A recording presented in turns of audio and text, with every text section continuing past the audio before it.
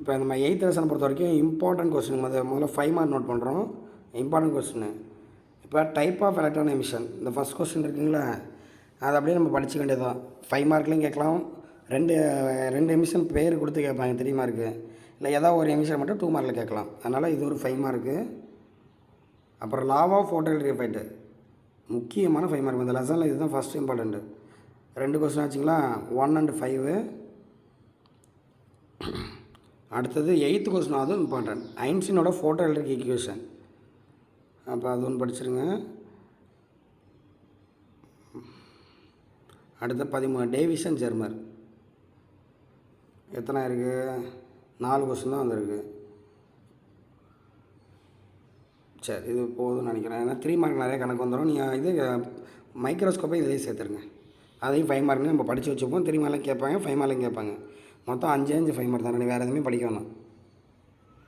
5 மார்க்கை பொறுத்த வரைக்கும் 1, 5, 8, 12, 13. அதாவது electron emission type, law of photoelectric effect, Einstein photoelectric equation, electron microscope, Davisson Germer. இந்த 5லேருந்து தான் வர வாய்ப்பு இருக்குது. வேறு எதுவும் கொஸ்டின்ஸே இல்லை. ஸோ இதெல்லாம் 5 மார்க்கு.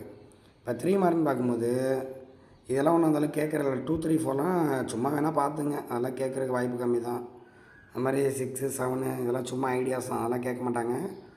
நேராக அது எதுவும் வேண்டாம். நேராக எங்கே வந்துருங்க, 4 டைம்ஸ் செல்லு ஸ்கொயர் மாதிரி நோட் பண்ணுற மாதிரிங்க. இல்லை வேறு கலர் எடுத்துமா,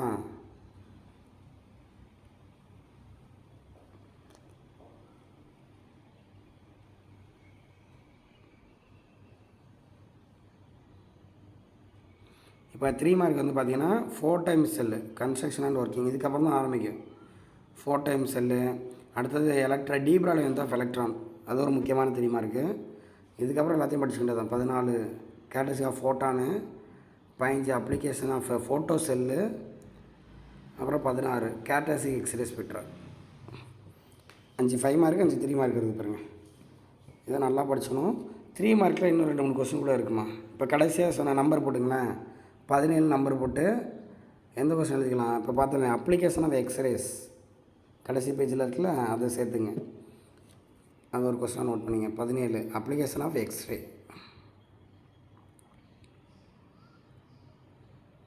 ஓகேவா. அப்புறம் ஷார்ட் ஆன்சர் அந்த 7th கொஸ்டின் இருக்குது பாருங்கள். வாட் இஸ் ஃபோட்டோ செல், அதோட டைப்பு. இது ஒரு 3 மார்க் தான்மா, அடிக்கடி கேட்குறாங்க.